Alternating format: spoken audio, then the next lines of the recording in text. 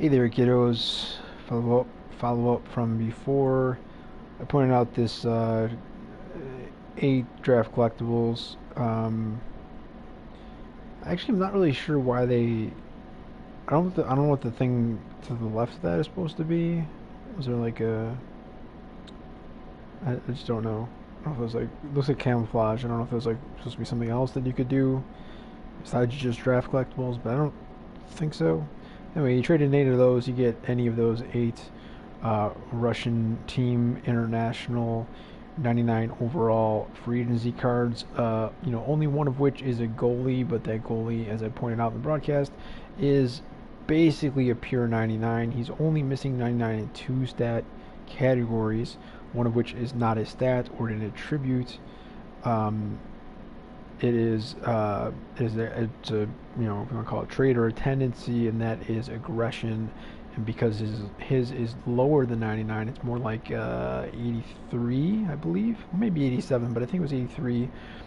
He will tend to stay kind of in net and be playing back a bit more than like as a comparison the older alumni, which can be turned into legend and now 99 legend goalies. All 3 of them really that we started the game with: Bauer, Billy Smith, and Bernie Perrin, which I wasted about 3 hours on 2 different broadcasts related to feeling the burn. Those guys have basically, especially their 99 cards that are just like 99 aggression, and they're kind of they were kind of already built as far as tendencies to kind of come out of net, and in the case of like pardon me, in the case of Billy Smith, I think is the one thing I always get the not that it matters anymore, but like I always get the underlying stats between Billy Smith and Bernie Parent confused. But I think Parent is the one that plays hybrid, and Smith is the one that plays stand up. I know Bauer for sure plays stand up, but he's his all of his cards before the 99 are, and so you can say, comparing it to 99, why would it matter if they were basically all finishing it kind of the same level?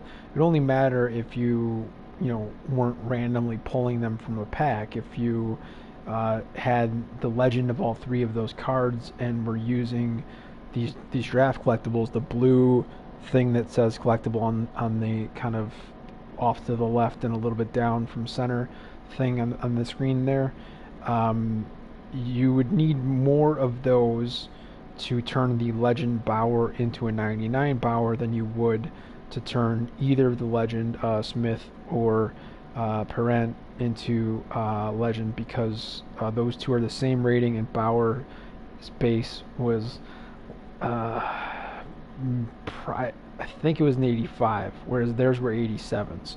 So I'm sure they require at least one more draft collectible to make Bauer a 99, and probably 2.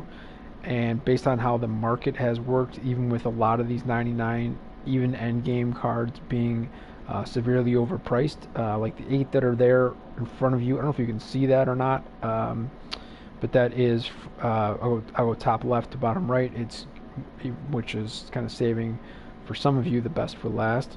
You got Kuznetsov, Radulov, Panarin, Vasilevsky, which is obviously the goalie that I was talking about, Kucherov, Malkin, Kovalchuk, and Ovi, full name Ovechkin.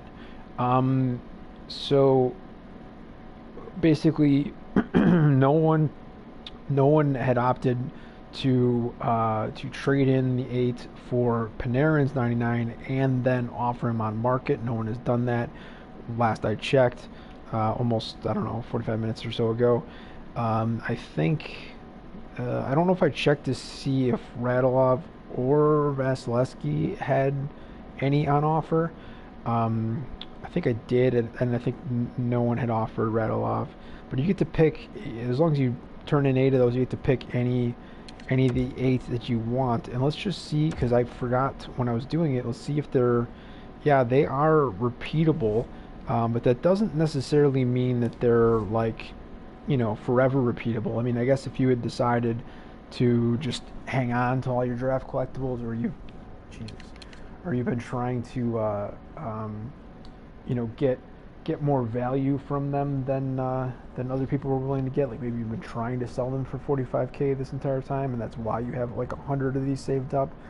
At least on the tradable side, maybe you still have the non-tradable that you didn't use for things, and you could have, um, uh, hello math. Yeah, you could have, was that 60, 64? 64 of them. Yeah, that's right, 64. So you get 64 of those draft collectibles. You could have all 8 of those cards if you wanted them. It kind of assumes that you don't have, or you wouldn't want a different version of kind of any of their other cards, since just see, every single one of those 8 players has I think probably more than 5 different cards since their base, and a lot of them, like Kucherov particularly, but others as well, have had actually multiple 99s. Malkin's got an award 99 that I looked at real quick as well. Panarin and Kuznetsov and Kovalchuk for sure, and that would be it. So, but I don't think Radulov got one. So those 3, Kuznetsov, Panarin, and Kovalchuk, have Evo cards, and it'd be kind of a shame if they were not 99s at this point, considering how many 99s those 3 players have. But I'm pretty sure that there were some informs that gave them 99s prior to the free agency cards coming out. So, and at least as far as synergies go, and in some cases also the potential boosts to some of the underlying stats. Generally speaking, those 99 Evos, not just for those 3 players, but for other players that also went through free agency, the Evos are going to be kind of like less worthwhile.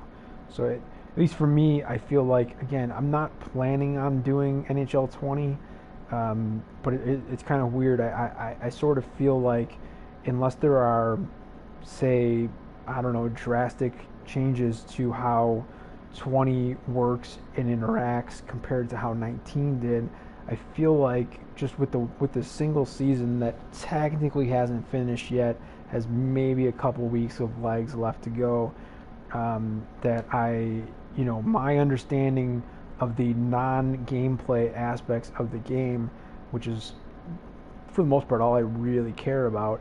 I'm an offline versus CPU player. I don't look to play competitive or online, as you can kind of see from the right side there.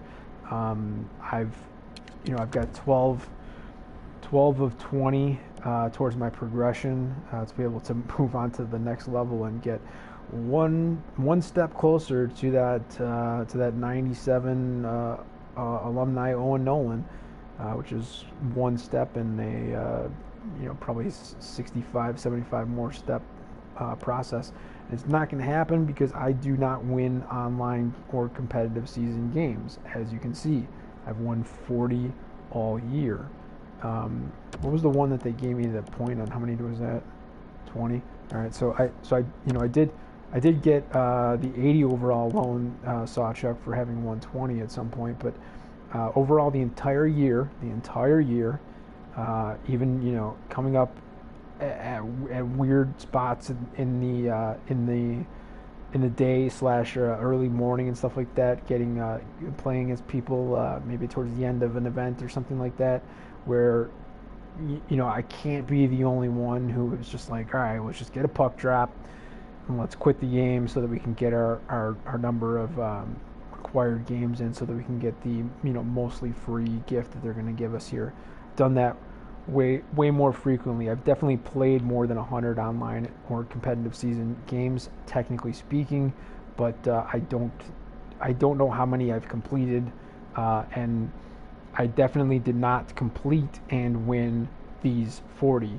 plenty of those were people kind of like me that just opted to go ahead and quit the game. Um, and in a case or two, maybe out of that total 40, was it where I scored the first goal and being down 1-0, they opted to quit. I've also done that to people as well, but whatever. Again, I'm not really looking to focus on online or competitive. I don't have those stats readily available, but I wouldn't be surprised at all if half of those, 20 out of the 40, were not like true blue wins, like where we went, at least the full 60 minutes, the 20-minute periods, maybe extras if we needed to, maybe shootout if we needed to. Very few of my wins came that way. So I would, as I said, I would not be surprised if more than half were just people that just, basically DNF'd versus me. And as you can see, that it also pertains to online seasons, where I guess that I did advance to D8 or higher. I believe my best was getting into. Actually, I don't know. Where's the thing? I can check that by going to online seasons, right? My current division is 9, and I get 2 games to try to get 2 points just to stay in the division, and I cannot advance to D8 here. I'm 06 and 2. But yeah, there you go. Best division, Division 8, title 2x. So I think that means no, because if those division titles were Division 8, then I would have advanced to 7, and I would have got that at least that one extra spot on the milestones one for Horton. This one right here. If I'd won any Div 8 title, especially 2 of them, I would have advanced to Div 7 or higher. Got 2,000 coins and got 1 towards the 9 overall required, which obviously is D1 or higher, which gets you that final 10,000 coins and the 90 overall legend Tim Horton. The Horton and the Sawchuck are never making my team. It's kind of annoying, that you got to do online stuff to be able to get things in the game that, at least when it started, I thought had value. But I'm kind of okay now knowing that the Legend Sawchuck, probably also including his upgraded 99 Legend Sawchuck, is basically a meme for people, and they say he plays horribly.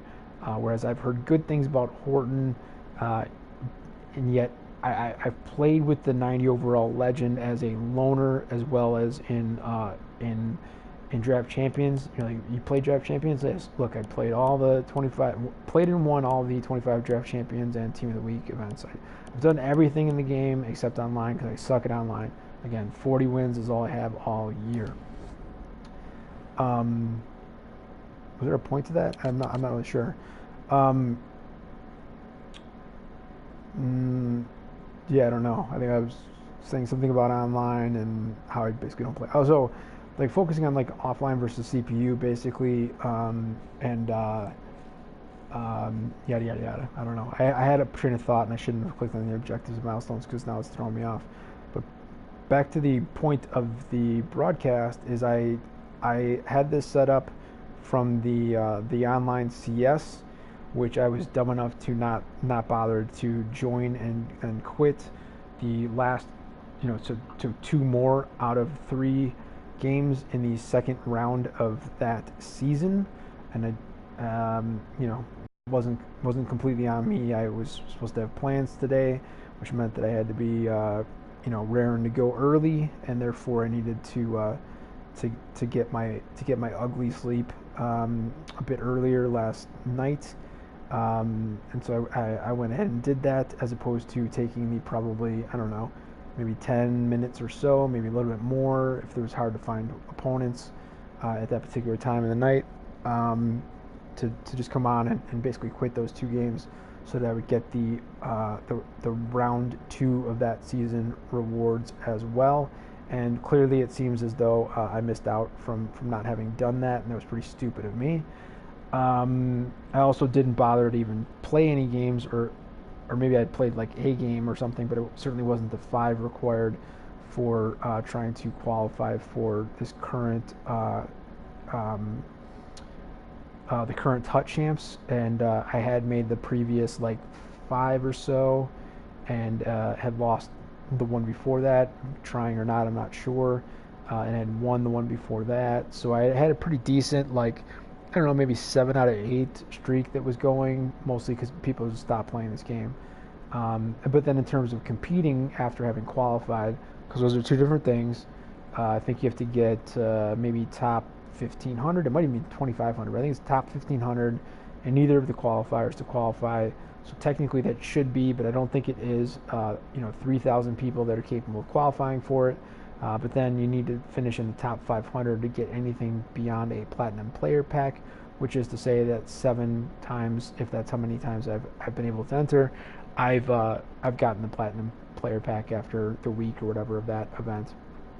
So anyway, this was new, and these few extra cards were listed as new, but it's fine in Hut packs, so they might just be saying, hey, here's some cards that are currently available in Hut packs, which kind of suggests that maybe the other free agents are not in those Hut packs. I'm not really sure. It just feels like a very weird page to me, especially because certainly Druin and probably Hoffman and Kyle Connor for sure, Sam Reinhart for sure.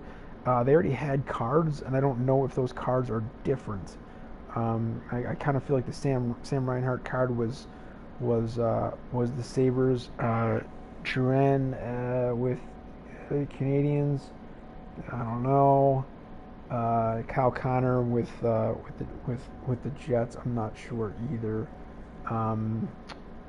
So yeah, I don't know if they meant for this graphic to be like, hey, you can still get free agency cards in packs. If so, I don't think that's a very good sell, considering that at least the bottom 7 for me would be the types of cards where if I had them and saw that there was kind of any reasonable value still being put out in the marketplace, knowing that in 2 weeks it'll probably be gone completely, I would probably look to pack and sell them. As opposed to these, I pointed out in the broadcast, this was from before, this was not yesterday that these came out. I'm sorry, this was not today that these came out, this was before that. But today I pointed out what some of the info on these cards were, particularly because of that Kucherov is there, and the Kucherov is there. So it's like, which one of the 99s would you like? Well, one is technically going to require you to turn in 8 draft collectibles to be able to choose one of those 8 cards. And the nice thing is, it seems that they give you a tradable version, as opposed to the monthly legend and some other ones that give you non-tradable ones, whether it's a choice pack or not. But enough about that. That's not why we're here. I pointed that out. I just checked kind of right before talking, I think, in the objectives and milestones, and saw that there was no new objectives and milestones event for today for sure. And in sets, I didn't really do a ton of looking around, but this one right here, this ×8 thing, appeared to be new, and also didn't appear to be looking to extend too far. The overall thing is saying 20 days, but this Russia set is basically 10 of those 20 days, and supposedly the free agency choice sets of 1 of 3 for 6 collectibles, or 2 of 9 for 12 collectibles, which obviously the second one is much better, at least as far as averages and in general. Being able to pick, I mean, it's easy math, right? It's twice as many collectibles to yes, get twice as many choices, which is 2 to 1, but out of those choices you're pulling from 3 times as many potential cards. So unless they kind of nerf it down a bit, and make it so that, like, I don't know, maybe in here, what would be, so 1 not 3 so times, yeah, so like in this one, if it was where they were saying like, okay, just make 1 of the 3 occasionally, a plurality, like more than half the time, like 1 of the 3 is a solid card, either a 99 pure or not, but not one of the garbage 99s, hopefully, or even like the card that I talked about earlier that I'm still loving. That was, I think, probably one of my first free agency cards, the 96 overall JT Compher, a great card for me. So a card like that, or a 99 that's pretty solid, could maybe be like one of the three, and it's kind of suggesting that that's the easy pick for you. Whereas, I know for a fact, just off the top of my head, including some cards that I have on my team at the moment, that there are absolutely 93 overall free agency cards that I would much rather have than some of the 99s that are pure garbage, and people might not be paying attention to just how bad those 99s are. However, like, let's just say in 1 out of 3, they're saying you get a plurality more than half the time, you get like a just an awesome card to choose as one of the 3 from that. And yeah, it should stand to reason that it especially being a card that you can trade in, why would you not take that top card? So maybe it's only like 25 to 33% of the time that you're actually going to get a card that good as one of the 3 here. And you just take those numbers over to here, and you say, okay, they're going to basically do the same thing, and say that you're going to get that the same kind of percentages for that really boss card. And so instead of having 2 out of 3 cards being not that great on average, you're gonna essentially say that, like, 10 out of 12, maybe even 11 out of 12 are effectively not that great of cards, leaving you with a pretty obvious choice up top, and then not the greatest choice in the world for the second one. Also, with this, I'm not sure, because I've never done it, just because I get really concerned, and I don't know, I guess this is why they do things like this, is to give us a sense of urgency. But it's like, dude, it's August 23rd. There's like 6 of us that are still playing the game. The rest are just bots that put their automation into the events to play and win better prizes than I get for losing 3 games. It definitely does not feel like there are even 1,500 players active playing every day in this game anymore. So, like, at this point, like, why don't just be more honest and open and upfront about things? This is suggesting there's 3 days left in these sets. I don't even remember what it said yesterday, the day before, but it seems like those numbers just kind of change. And I think that both of these went away at some point. Like, they were like this. They said they had like 3 days left. The 3 days came up, and then I came back in, and they were still there. So I don't know if they might have made a decision after the fact to say, okay, that was the deadline, but it's not anymore. We're going to extend it. Compared to all the 3 different types of legend ones are going the distance of the full 21 days until the new event. I think part of the point that I had on that, if I had one at all, was saying that this pack here, or the ×8, is saying that it's got a limitation on it of whatever the hell it was, like 9 days or something like that. And again, as of today at least, there's no new Stones event for us. So I thought I had covered all my bases in terms of what was new. I was wrong on the online play from competitive seasons. They're already listing the next one. I don't think it's considered current. It is considered current. So I don't know. I guess you could jump in there and play it. I hate clicking on this because it takes so long to click back out. It's really started already. Yeah, I mean, so it started. You got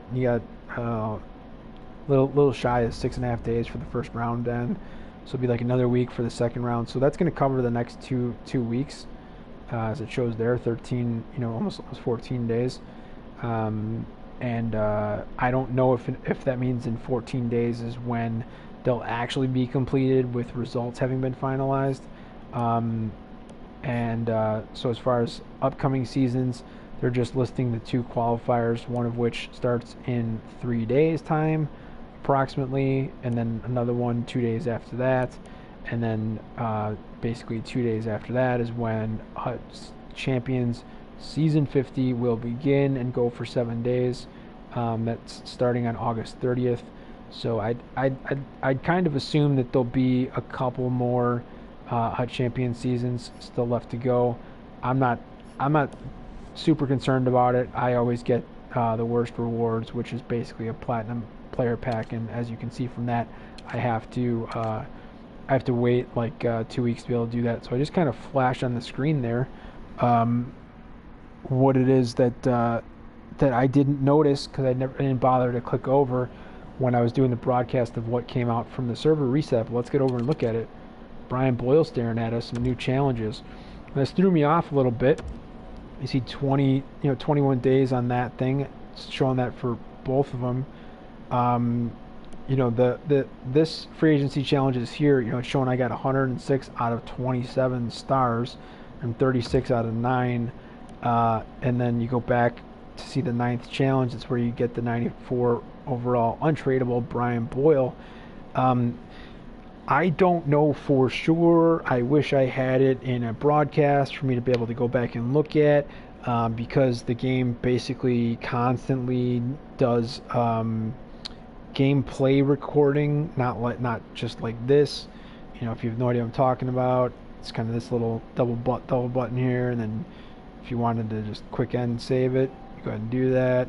And I don't know if you could see that because that was a notification. So now we put it back on, and that we're now recording. Those recordings are supposed to go for an hour, but at the end of an hour, it doesn't kind of indicate like the way you would have in old school filmmaking when you actually had rolls of film and you had to be able to pull it off of the dolly and the camera to switch over to the new non-imprinted part of the film.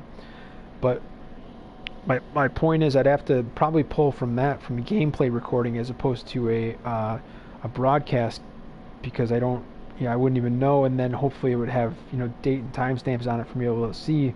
But the previous event that was in here, the previous free agent challenge event that was in here, I didn't think was ending today, but it is, and it did.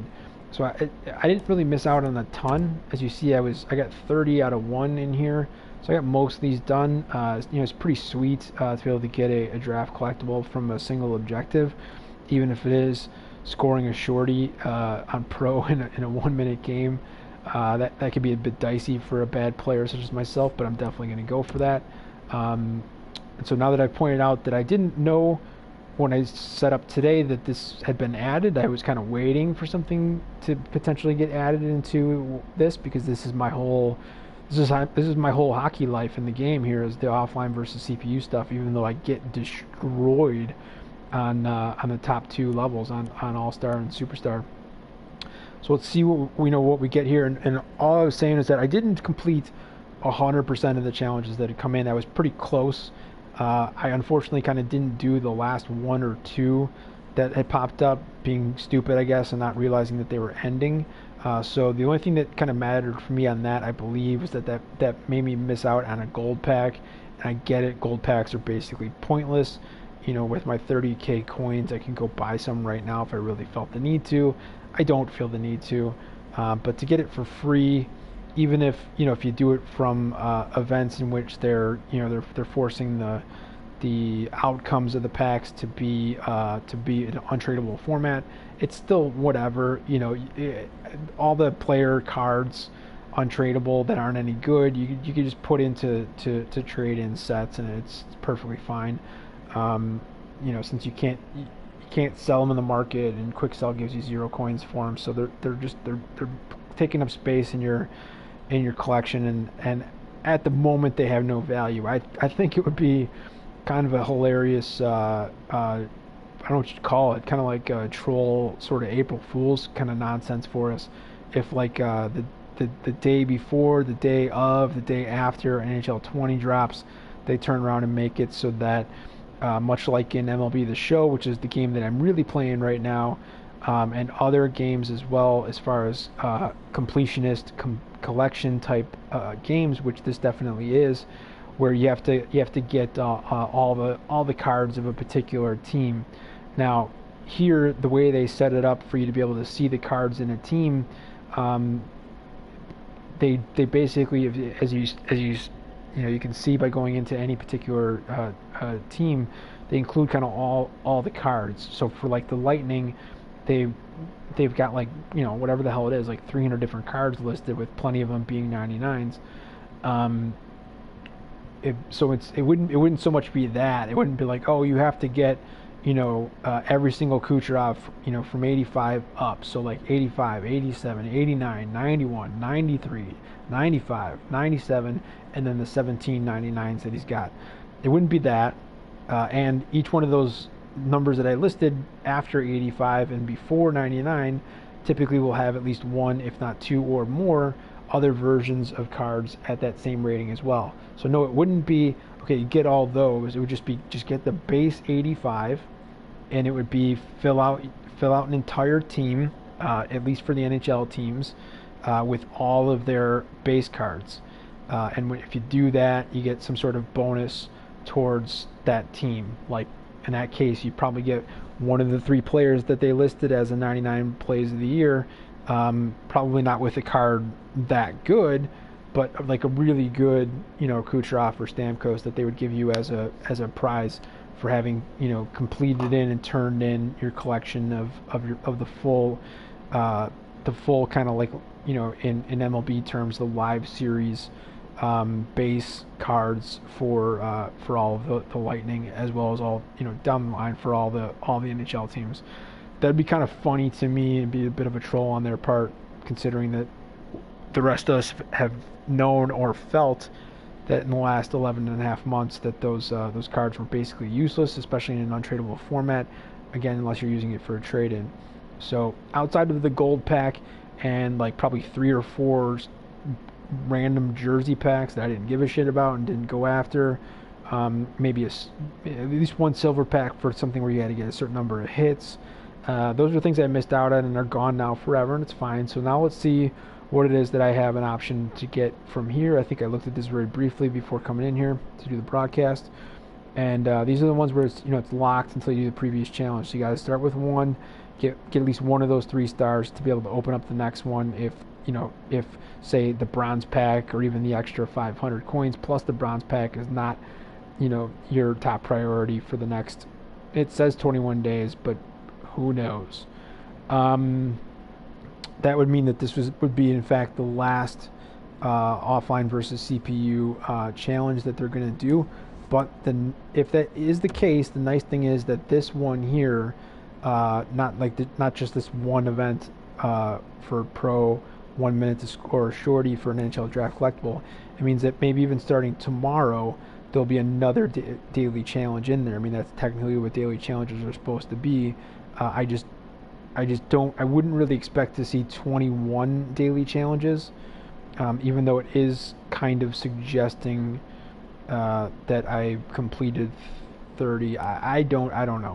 I'm not gonna pretend like I know because I don't know. Let's see what we can get here. Get a bronze pack, 1,000 coins, 1,000 coins, monthly collectible, 1,000 coins, silver pack, 1,000 coins, random jersey pack. So like this one, I'm like, I'm not gonna try to get 3 stars. Like if I don't get it, it's not a big deal. But win the game, pass 55%, don't take any penalties. I mean, don't take any penalties and win the game might be a little bit of a cock block on me to make me not be as aggressive trying to take people off the puck. But outside of that, yeah, it seems like wouldn't be the hardest thing in the world to be able to get at least 2 out of those 3. And if I do it and I get close and I'm taking a penalty because I'm focusing on trying to get the dub, I'm not gonna come immediately back in and play another 6+ minutes just to get a random jersey pack. So you get a draft collectible. See how difficult this is. Dub, a minute of TOA and win 6 face-offs. 2-minute periods on pro versus the Wings. You should be able to get it. It might take you a minute.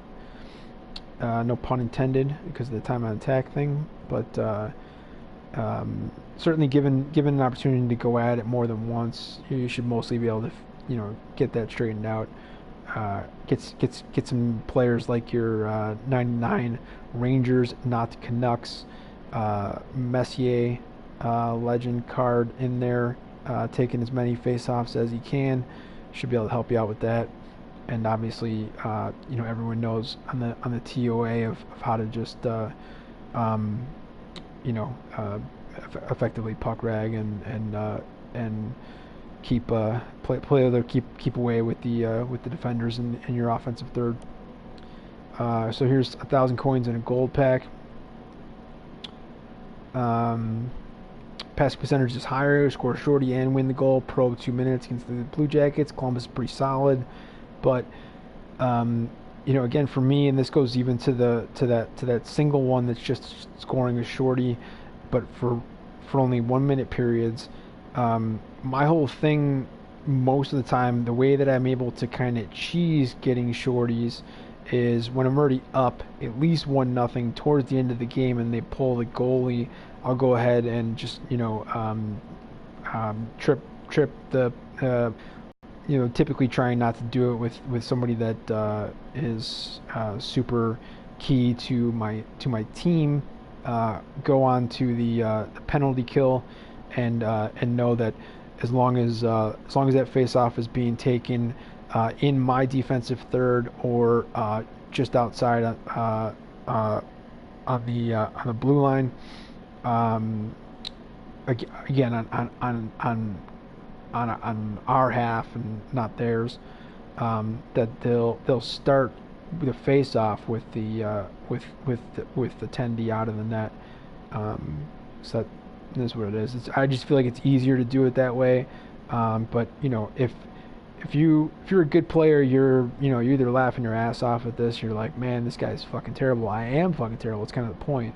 Because you're like me, pro against the Blue Jackets, I'll destroy them. If I'm even bothering to hold on to the controller for the full 6 minutes, I'm probably going to score like 21 goals or some shit.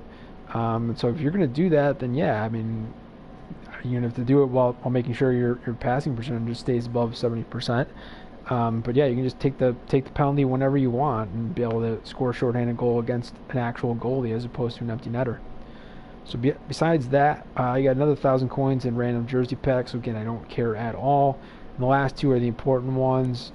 You get 1,000 coins in a mini free agency pack. It does kind of suck that all these things are untradeable. Because you got a decent chance of getting another collectible in there. So again, this is in fact three draft collectibles that you could get. 2 that are kind of guaranteed from the gameplay, and then 1 more that you could get from the mini pack. And they switched this up from the last time because the last one was that the 9th challenge was winning the mini, and the 8th challenge was the player. So they've switched that up this time. So this is the Sharks on All-Star 2 minutes, which is already daunting in my opinion against any kind of average player, and not necessarily like in order to get just a win, because that might not be the hardest thing in the world for you to do, even if you also, like me, consider yourself to be, well, I consider myself to be terrible or bad or really bad or whatever. But if you're kind of anywhere from there to maybe below average, then playing against any Sharks squad on All-Star it can be a bit difficult.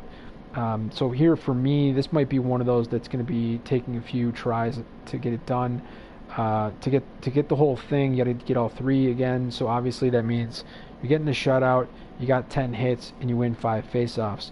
The thing is, for me, again, winning those 5 faceoffs, luckily it's 2 minutes instead of 1, so you're going to see a few more faceoffs in general, and you can kind of force action to force faceoff to force faceoffs to occur.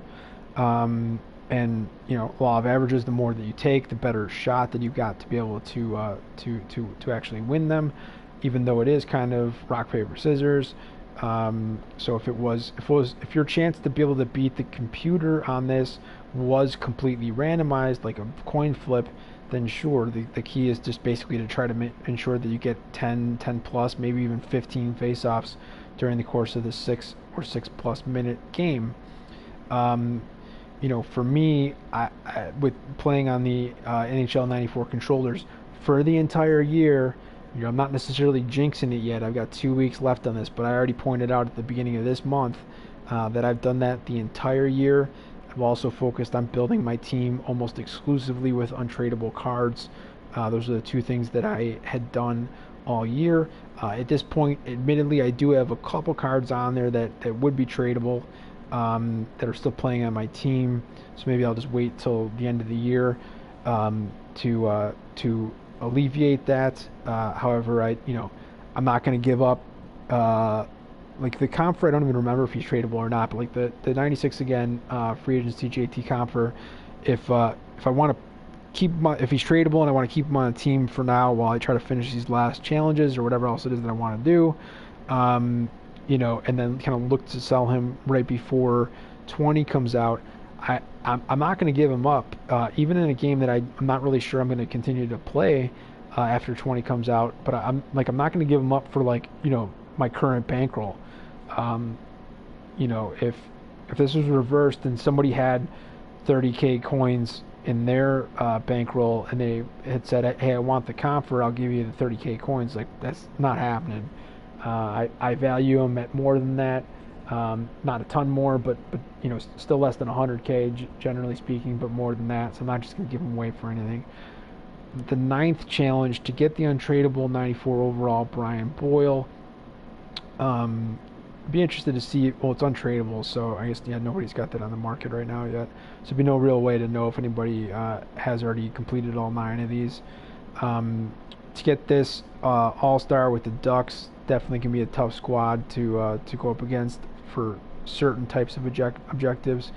But getting a shutout, having 1 minute of TOA, and winning 4 more face-offs than your opponent. I got to tell you, between that and this, it might be part of the reason why this is the 9th challenge characteristics compared to the 8th. For me, at least, I kind of feel like winning 4 more face-offs than your opponent is more difficult than winning 5 face-offs. I think that it's like almost objectively, it's not just my opinion, it's more difficult to do that. Because obviously to win 4 more face-offs than your opponent, the minimum number of face-offs that you need to win are 4.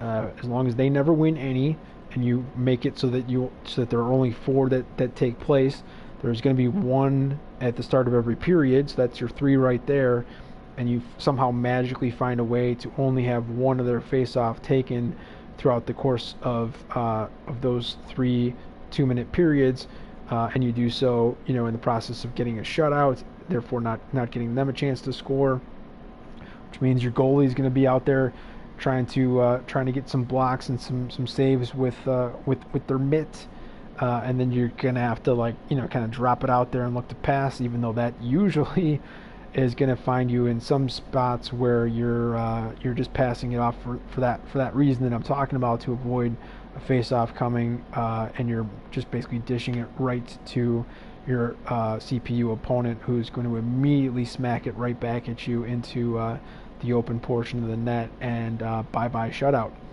So considering that the lowest number of face-offs you can take to win 4 more is 4-0, and then from there it's 5-1. So 5-1 would be the exact same that you would need for this. So if you just look at the number of different outcomes in which you would still win and you would get this by winning 4 more, there's obviously a lot more of them that would take more than 5 face-offs in a game at all.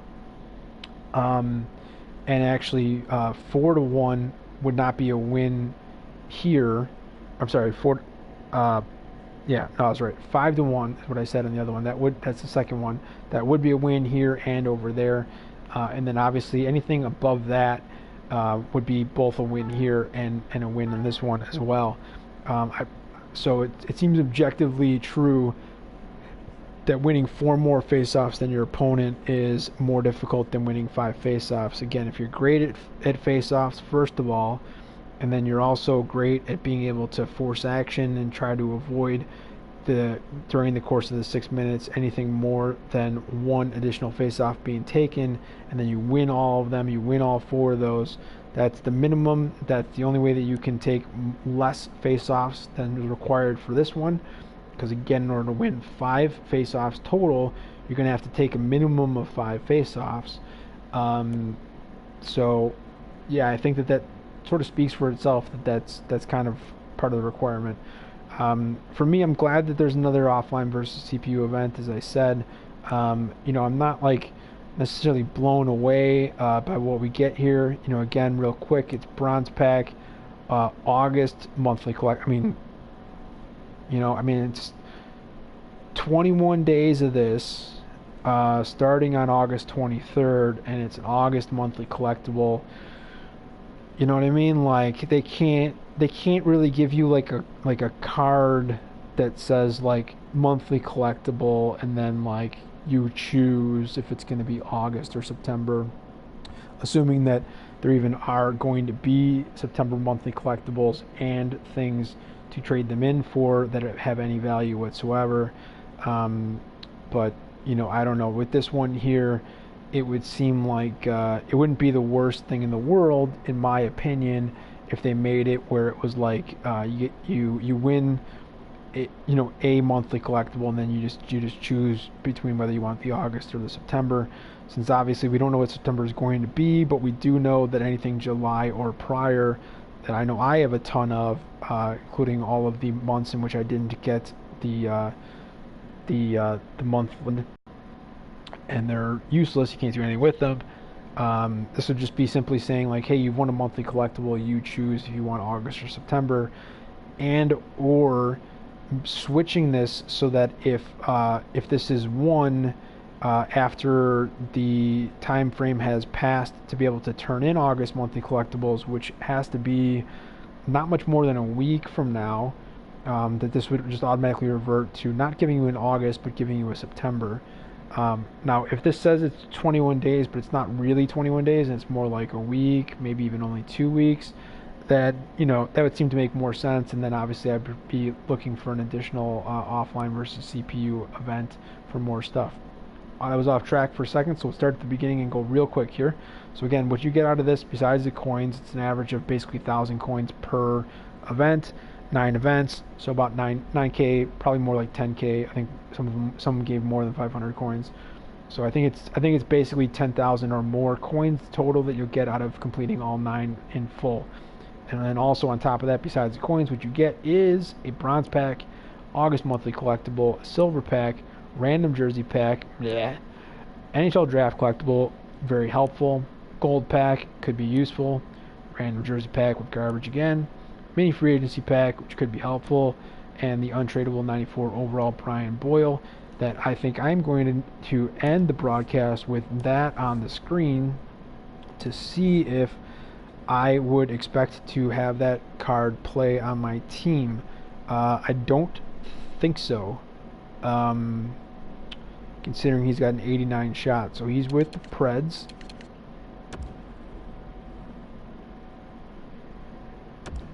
Uh-oh,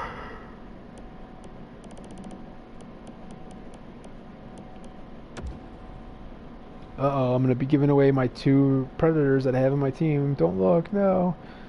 I wish it was this. I miss you, Maddie. I miss you. Had that as a loaner. Such a great card. The fuck am I looking for anyways? Oh, no, it's a 94, right? It's a 94, right? Did they not update yet? How did I not know that PK Subban Evo never got above 91? I mean, I think part of that lesson might be, don't get Evos for defensemen. His base is in 85, I think, right? So it's 85, 87's one. to 89 to 91. So he only got 3. I didn't notice it. I didn't know this. So I'm gonna look through here, check this shit out. It's my card that I was so proud of back when I had it. I mean, look at that. That was February 5th. That was when an 89 meant something. You know what I mean? Philip Forsberg, primetime rare. Left winger, shooting right-handed. That was kind of the sort of towards the max end speed of players. It was at least acceptable at that time, and the shot wasn't the worst, and the synergies were okay. Across the board, you get 93, 87, 88, 86, and 86. It was a card that I was more than happy to play with for like about a minute there. There's the 87 Subban. So here's my my duplicate Subban 85. So obviously he doesn't need an 85 upgrade. So he got an 87 milestone. I think that was just games played.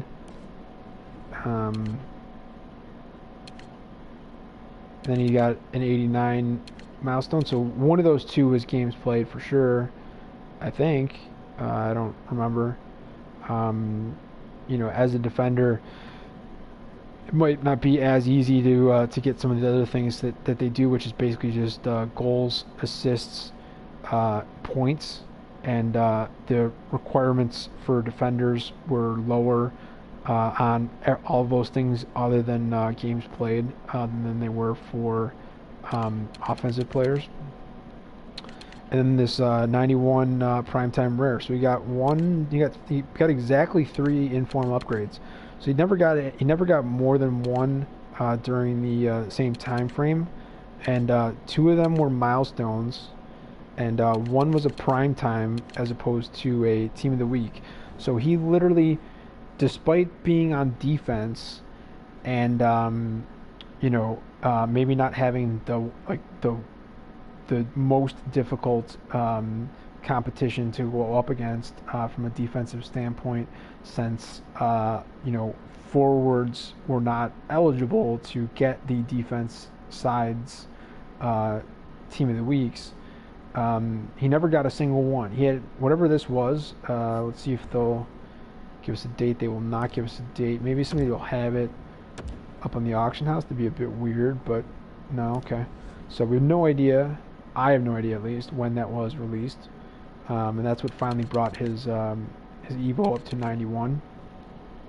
And so he also did not get a team of the year then, which I don't know. I guess, yeah, I don't know. I mean, he's got a 99 free agency card. Oh wait, what am I doing? Hold on a second. Because I'm like, he didn't play for Nashville anymore. But that would be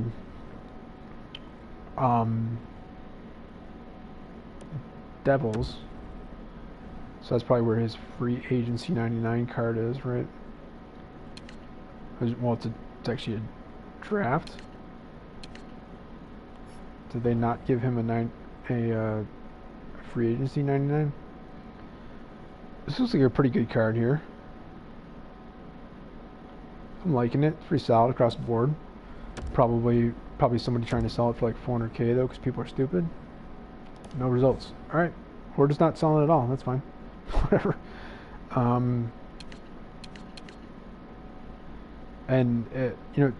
Taylor Hall getting stuck at 91 kind of makes a little bit more sense because, he didn't play. So, and he also started in 85. He got up to 87 with the team of the week.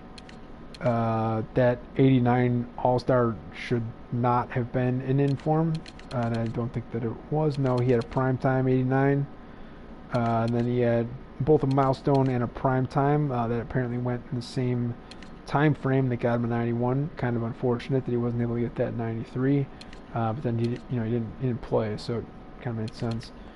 And if you're like, well, what about his 99 card? Is that any good? Kinda. Skate, shot, and deke are all basically maxed. So that was kind of like the only thing that I really cared about for most of the game. Um, 6'1", 205 shooting left, so kind of get on the body a little bit, not a ton. Checking his 94. It's not a terrible card. And again, I'm sure people are looking for like, I don't know, 800K for it. No, I was gonna say 400, but seems like this is somewhat more reasonable than what most people have looked for, and I would still say it's not worth that. So, how come the card that we wanted to find, the Brian Boyle, is not listed in the collection? Because these cards do not have to be available um, for sale in the marketplace in order for it to show up here. Um, and it, I, I mean, and it should not be an alumni card. Um, Seemed like it was definitely the Preds that they were showing it as. I mean, I guess I will find out, assuming I can eventually get there. But yeah, it clearly says Predators, and it clearly does not say alumni, which would be weird because he's not an alumni yet. It is a free agency card. I don't know. I don't know what to tell you. I don't know why it's not showing as up in the collection. I am going to go ahead and play the challenges today, even though I was expecting to just play baseball. Um, and sorry, I got to read this here real quick.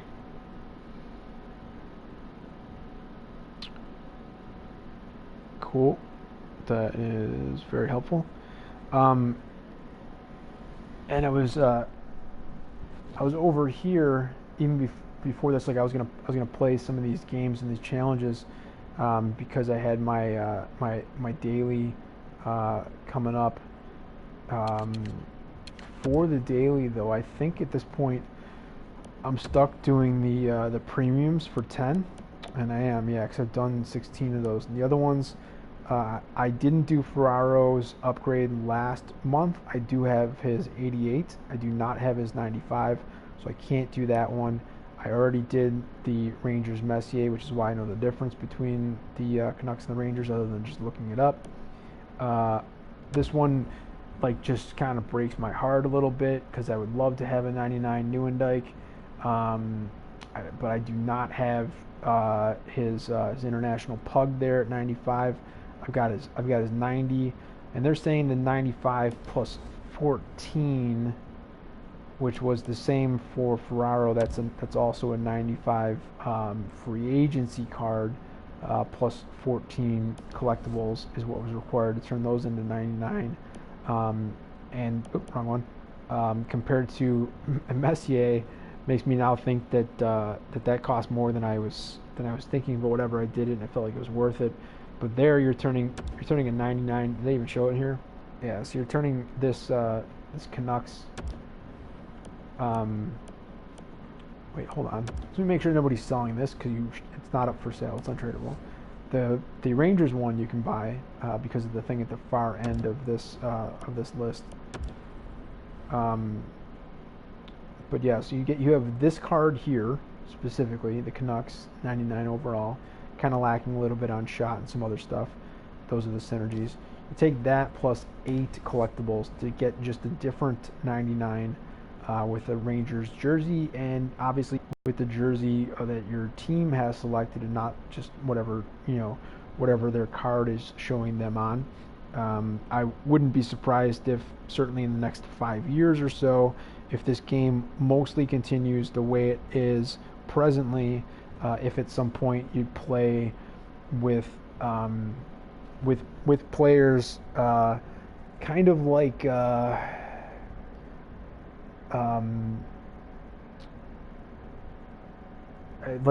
all stars, for probably like NFL Pro Bowl, right? I think is a decent example of that. I feel like they did it in the MLB All Star game as well. I don't remember if this year if they changed that to have National League and American League playing jerseys. Clearly in every sport, People that run teams and the league are always trying to maximize the number of jerseys that they can put out there in the marketplace. They're all about the swag, the memorabilia.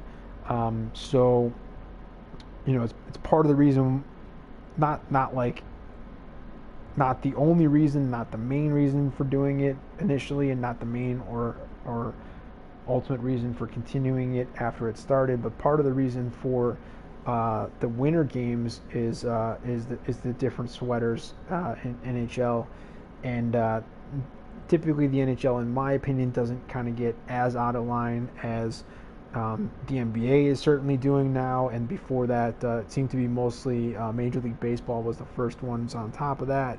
Having seen like the San Diego Padres camo uniforms, which were clearly done because of the significant armed forces presence in San Diego proper, that they wanted to kind of show their support for that, and came out with the camo jerseys as kind of initially like a one-time limited edition thing.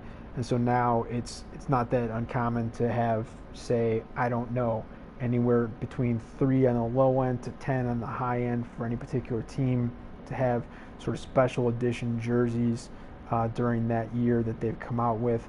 And certainly they can do a continuation and have ones that they'll play a game in this year that's the same sort of design as the previous year. And part of the reasoning behind that, because you'd think, well, that's not adding new content out there for people to buy jerseys with. No, it actually is in a lot of cases, just because of turnover of which team's players are on. I mean, you could basically just look at like Daniel Murphy and see like the whatever the hell it is, like the 7 teams that he's been on in the last 5 years. If you're a Murphy fan, which for me here in Chicago, being recently more of a Cubs fan than a Sox fan, but I don't have. I'm going to end this in 2 minutes after I open the daily reward pack, but I don't have time to explain how I'm a fan of both and why it makes sense when nobody would think that it would. Lately, though, I've been paying more attention. Let's at least say, and I don't mean lately like this week, because I haven't, not even this year really. But of late, I've paid more attention to the Cubs than the Sox, and so having basically 2 years in a row where Daniel Murphy destroyed Cubs' hopes, first with the Mets and then with the Nationals, and then came over to our team. It was like, yeah, you stay on our team. Just like, don't go anywhere else where we may have to face you. And you can't even be like, all right, put them in the American League, and then we'll be fine. Because then it's like, well, don't you want to win the World Series? And, full well that the law of averages means that whatever American League team that Daniel Murphy ends up on, or that he finishes with after the trade deadline, that's absolutely the team that we're going to come up against in the World Series, and he will single-handedly destroy us and probably help them sweep. So in a minute, when I click off of any page, it's going to take me to the daily rewards. So just to finish up with this real quick, the Newendike, I've got the 90 overall, and if it's 4 collectibles to turn a 95 into a 99, I'd have been happy to turn in 28 collectibles to turn my 90 legend into a 99, because it's awesome. I never got Roenick, even though this one is the international Pog as well, and I never got the legend Bobby Clark either. So I couldn't do any of those. I did Makita, and he's doing his thing. He's the 90 legend Newendike is 4th line center, and Makita's 3rd line center at the moment, subject to change. And I never had the Stasny, and I did not realize when this came up, maybe from the repeatable thing I should have figured it out, or maybe somebody could have given us information so I would have known. If you take, this is what I was talking about, if you take the 60 collectibles in here, and this says it's repeatable, even though getting 60 collectibles pardon me, takes 20 days. So I guess Yeah, I guess if you super stretched it, you might have been able to get 120 collectibles just because I think there was like one thing that allowed you to get in August, like the day before August came out, probably from the event, and so like the current event that's out there, what does it matter if you did it right before August started or right as August started or whatever? Like, I ended up doing it on my end eventually, anyways, and I didn't. It didn't really matter to me when in August I got that one finished.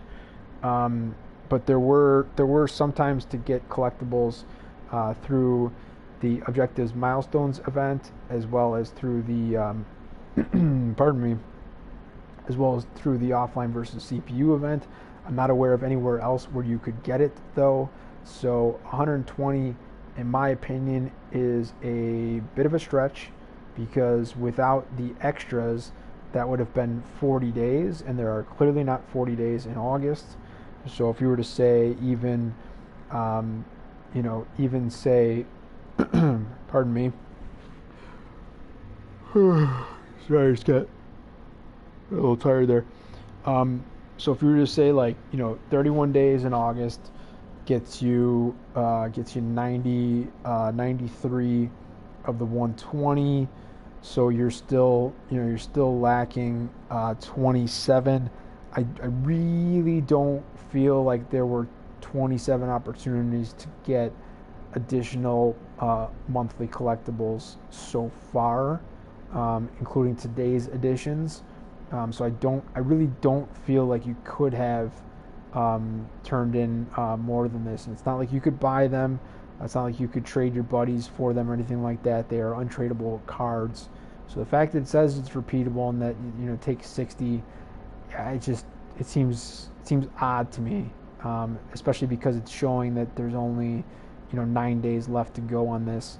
Um, but the thing that I didn't know, which would have been nice to know, and may have switched my approach that I took, I'm not sure, is that choosing any one of those seven 99 overall August Legend upgrades, um, those were in tradable formats. So that's why any of these Stasny, Makita, Clark, Ronick, Newendike, the Rangers Messier, or the Ferraro, any one of those seven that you have, you could sell on the marketplace, and that's why you're seeing those sold on the marketplace now if you were unaware.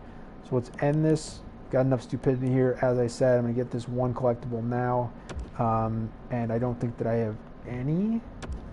Yeah, because like 8 hours ago, I think, is when I opened up the Extreme Free Agency pack with my 16th collectible, and couldn't remember, but was pretty sure that that was the third time that I had done that, so that is no longer repeatable for me. So all I have, because I did the gold pack already, you can only do that once. I have these three here. I can try to do a gold rare player pack, which is exactly the same thing as you get for trading in 2 gold rare players, or 5 gold commons, and both of which you can do basically every 8 hours. This says it's repeatable, but you're turning in 4 monthly collectibles to be able to do that. And if you just wait and get an extra 2, you can get a crappy mini free agency one. And if you wait and get 4 more on top of that, you can get premium. So I'm obviously going to go for premium on this, and I'm going to try to rip through those challenges events today. I do have like about an hour or so break, I think, right now. So I'm probably gonna jump over to baseball for a minute and take care of some in real life stuff, and then I'll come back and start doing the challenges. They're boring for an audience. I know there's nobody in the room right now, but August 23rd, NHL19. Nobody really wants to watch me, quote unquote, grind offline versus CPU challenges for an event to get a couple extra collectibles. So I'll go ahead and click out of here so you can see me get the free pack, because that is so much fun and exciting. And that card that you get here, because these packs are a contract, all untradeable, a contract, a collectible, a sorry, what? Oh, coins. So, you know, you can get as low as 100, so I just jinxed myself, and that's what I'll get. I don't remember ever getting more than 1,000. Maybe I did. Maybe I got 1,500 once. So the coins obviously are helpful, you know, to get. It sucks if it's 100, but still, I mean, to be able to get that 3 times a day, I guess that means you're getting a minimum of 300 coins for just kind of logging in. And when you compare that to when you used to be able to watch the Honda videos from the main screen, usually, you know, on average about twice a day over the course of a month, that was whatever that was. I don't. It's like it had to have been at least 250, maybe 300 coins for that. So that was actually kind of like more profitable of your use of your time watching those. And you know, at least for me, I know I haven't gone out and bought a Honda because of it. So it was fine. I would have preferred if I could still grind my coins that way. You know, that's how I got to my 30K coins. Is I did 100 Honda videos. So yeah, you get coins. 100 is one of the numbers. 500 is a number. 750, 1,000. The other ones might be 200. I don't know if it goes like, it might go 1, 2, 3, 4, 5. Probably, I don't know, maybe, whatever. So you get coins, which like are untradeable, but you just automatically claim them for the coins. And I'm going to show that I've shown before, but as long as I'm doing a free pack, because nobody cares about free packs, I'll point this out. Since for whatever reason, almost every single YouTuber that has a following does not do it this way, and it is a save of time. Honestly, I think my controller is like totally fucked. It's like I was not pressing anything and it just went crazy on me. Yeah, you get the coins, you get the contract, you get the collectible, and then you get the player card, untradeable. But you know, we'll cross our fingers. Let's get one of those 3 plays of the years. You know, really solid card. Now the reality is, I may have got 1 gold common card from that, but I don't think so. I think as far as grade or overall rating goes, I believe the best I ever got was a silver rare, and I've also never received anything other than a base, you know, kind of live series card from that free card. So let's go ahead and open this up. It's not a big deal. I'm gonna skip the animation. So there you go. I got 400 coins. I'm actually not too disappointed in that. It's pretty solid. As you see, a silver common. You know, it doesn't matter what it is. It's a terrible card. It's just a trade-in because it's untradeable. Now, for whatever reason, a lot of the YouTubers, maybe it's Superstition or something else, no matter where this coins thing was, if it was in that spot or any of the other 3, they would go over to the coins thing. If they're on the PlayStation side, they click X, and they'll click redeem coins, and that'll go away, and then they'll have these 3. And then in here, they'll do the auto-filled thing with pressing down L3, and they'll click send all to my collection. Now, I could understand how looking at this screen where it says send all to my collection or quick sell all for plus 400 coins would make it look like those 2 things are kind of, you know, mutually exclusive, in that you can either choose to send them all to your collection or you can get 400 coins and not have any of those things left over. And so from that perspective, I could understand why someone would want to say, well, I want to be able to send them all to my collection, but also get the 400 coins. Well, you know, here's the thing. Those coins cards, they don't exist anywhere except on this screen in the daily rewards packs. And no matter what choice you make here, since your only other choice is cancel, and I'll click that, fine, just takes you right back to where you were. And if you do what I normally do, click R3, then you hit the O button, it takes you back. Same exact thing as clicking cancel, right? So you basically just have 2 choices, and spoiler alert, both of those choices give you the 400 coins. Please note at the top right, my number of coins, exactly 30,373. After doing this, it'll be 30,773. And what I'm going to do, and I don't have to be on the coins one, I like to be here on the contract one. Press the L3 button, click send all to my collection, and the coins will go up there anyways. See? Was not lying to you. I would never leave you astray. So I understand I've probably been doing this for like an hour, which is nuts, because I thought I was going to talk about the new challenges real quick, and then I was going to end the broadcast and go in and play some of the challenges before my packs were ready to open. Pack was ready to open. But I talked through the whole thing, and that was kind of silly. So having done that, you might think, well, this guy doesn't care about his time, and for the most part, it doesn't seem like he cares about our time because he's just been babbling about nonsense the whole way. But I just want to point that out because I don't see any other YouTubers whenever they've opened up daily packs, typically because they might be doing a live stream, and then the pack opening happens to click off, or maybe they're logging into the game for the very first time as they start their stream, and so the pack is there and they open it. I don't know why. I said I've got some ideas, maybe from superstition or maybe just not knowing that they're going to get the coins, even if they do, the way that I did.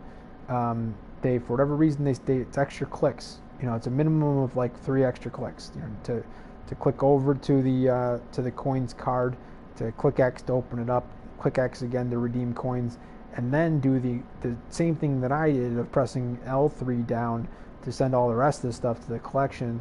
When, as hopefully you understand, because I just did it and showed you and talked about it for 10 minutes, once you open the reward pack, you click X to not run the animation, because it's silly to do that, to run the animation for that pack, in my opinion. And then you just L3 and send all to the collection. Certainly, an issue can be kind of can be misclicking and quick selling all of them. And if that's an argument for why everyone seems to redeem the coins separately and then send to the collection because they're concerned about misclicking and having it click down on a quick sell all, well, again, either way you'd still get the coins. So the only real concern that you'd have there in doing that is missing out on one monthly collectible. And I guess if you value an untradeable contract card, you'd miss out on that as well. And then the crappy, typically at best, silver rare untradeable player card, which should just go into the trade-ins anyways. So if that's the concern, fine, whatever. I just don't think it's that great of a concern, and you can obviously save a ton of time. Plus, also, take an extra second or two just to be careful enough to ensure that you're clicking the top button for send all to my collection as opposed to quick sell all, and removing again the collectible, the contract, and the player card, and getting nothing back in return. So I know that was boring as hell. I can't really help that. That's just kind of what was available for today that I was unaware of. Could have taken a whole hell of a lot less time to point it out, but there it is. And with that, I will bid you adieu. Peace out. Until next time.